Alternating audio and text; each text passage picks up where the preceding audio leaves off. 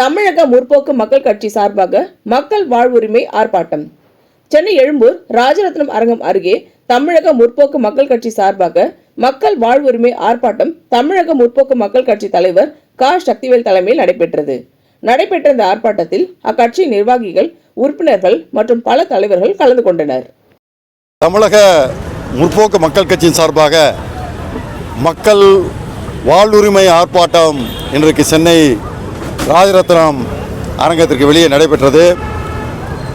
தமிழ்நாடு முழுவதும் இன்றைக்கு 10 லட்சத்துக்கு மேற்பட்ட மக்கள் நீர்நிலை புறம்போக்கு, மேய்ச்சல் புறம்போக்கு அல்லது பிற அரசு புறம்போக்குகளிலே 60-70 ஆண்டுகளாக வாழ்ந்து வரக்கூடிய அந்த மக்கள் தொடர்ந்து அதே இடத்திலே வாழ்ந்துவதற்கான உரிமை அளிக்கப்பட வேண்டும். அரசு புறம்போக்கு நிலத்திலே வாழ்கிறார்கள், எனவே அவர்களுக்கு அந்த இடத்திலே குடியிருப்பதற்கு அல்லது வீடு கட்டுவதற்கு உரிமை கிடையாது என்று அப்புறப்படுத்தப்படக்கூடிய அந்த நிலை மாற்றப்பட வேண்டும். இத்தகைய அரசு புறம்போக்கு நிலங்களிலே 60-70 ஆண்டுகளாக வசிக்கக்கூடியவர்கள் ஏழை எளியவர்களாக, நசுக்கப்பட்டவர்களாக, ஒடுக்கப்பட்டவர்களாக இருக்கக்கூடிய காரணத்தினாலே அவர்கள் தங்களுடைய வாழ்நாள் முழுவதும் ஈட்டிய வருமானத்தை கொண்டு இத்தகைய பகுதிகளிலே கட்டி தொடர்ந்து வாழக்கூடிய அந்த நிலை இருக்கும்போது இன்றைக்கு அரசியல் சாசன சட்டம் கூட இன்றைக்கு வாழ் உரிமையை, அதாவது வீட்டு உரிமையை அது உரிமையாக்கக்கூடிய, அது வாழ் உரிமையில் ஒன்றாக கருதக்கூடிய நிலையிலே ஜனநாயக ரீதியிலே அவர்கள் இத்தகைய அரசு புறம்போக்கு நிலங்களிலே தொடர்ந்து இருப்பதற்கான ஒரு அடிப்படை உரிமை இருக்கிறது. இது அரசியல் சாசன சட்டப்படியான உரிமை. எனவே அந்த மக்களுக்கு தொடர்ந்து அங்கே வாழ்வதற்கான உரிமையை சட்டபூர்வமாக தமிழக அரசு வழங்க வேண்டும் என்பதை வலியுறுத்தி ஒரு ஆர்ப்பாட்டத்தை, ஒரு இயக்கத்தை தமிழக முற்போக்கு மக்கள் கட்சி நடத்தி வருகிறது.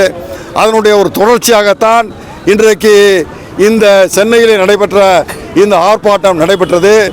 இந்த மக்களுடைய வாழ்வுரிமைக்கான ஆர்ப்பாட்டம் என்பது தமிழ்நாடு முழுவதும் தொடர்ந்து நடைபெற்று இந்த மக்கள் அதே பகுதியிலேயே, அதாவது அது எத்தகைய புறம்போக்கு நிலமாக இருந்தாலும் 60-70 ஆண்டுகளுக்கு மேலாக மக்கள் வாழ்ந்து வரக்கூடிய அந்த இடங்களை அவர்களுக்கே உரிமையாக்கக்கூடிய ஒரு நிலையை அரசு எடுக்கும் வரை எங்களுடைய இந்த போராட்டம், ஆர்ப்பாட்டம் தொடரும் என்பதை இந்த நேரத்தில் தெரிவித்துக் கொள்கிறேன்.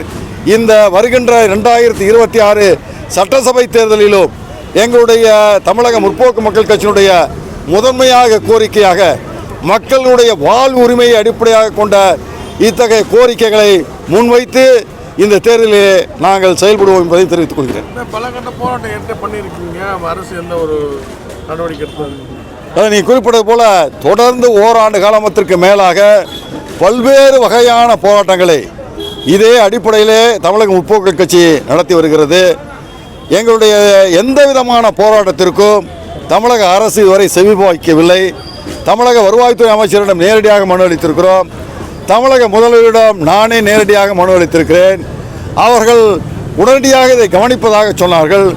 ஏழை எளிய மக்களுடைய இன்னல்கள் உடனடியாக நீக்கப்படும், அவர்களுக்கு பட்டா வழங்கப்படும், அதே இடத்திலே அவர்கள் வாழ்வதற்கான வழிவகை செய்யப்படும், மாற்று இடம் அளிக்கப்படும், மாற்று இட கொள்கையை அறிவிக்க வேண்டும் என்று கூட நாங்கள் கோரினோம்.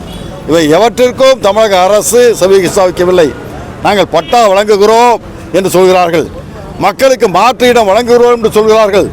ஆனால் இன்றைக்கு 10 லட்சத்திற்கு மேற்பட்ட குடும்பங்கள் தமிழ்நாடு முழுவதும் இப்படி பாதிக்கப்பட்ட குடும்பங்கள் நிச்சயமற்று வாழ்ந்து வருகிறார்கள். இவர்கள் யாருக்கும் பட்டா அளிக்கப்படவில்லை, மாற்று இடம் அளிக்கப்படவில்லை. நிச்சயமற்ற தன்மையிலேயே தமிழகத்திலே 10 லட்சத்துக்கு மேற்பட்ட குடும்பங்கள் இருப்பது என்பது ஜனநாயகத்திற்கு அளிக்கப்படக்கூடிய மிகப்பெரிய கேடு, மனித உரிமைக்கு மீதான ஒரு அச்சுறுத்தல். எனவே இவற்றை நீக்குவதற்காக தமிழக முற்போக்கு மக்கள் கட்சி தொடர்ந்து போராடும் என்பதை இந்த நேரத்தில் தெரிவித்துக் கொள்கிறேன். இந்த வீடியோ உங்களுக்கு பிடிச்சிருந்தா லைக் பண்ணுங்க, கமெண்ட் பண்ணுங்க, ஷேர் பண்ணுங்க, சப்ஸ்கிரைப் பண்ணுங்க.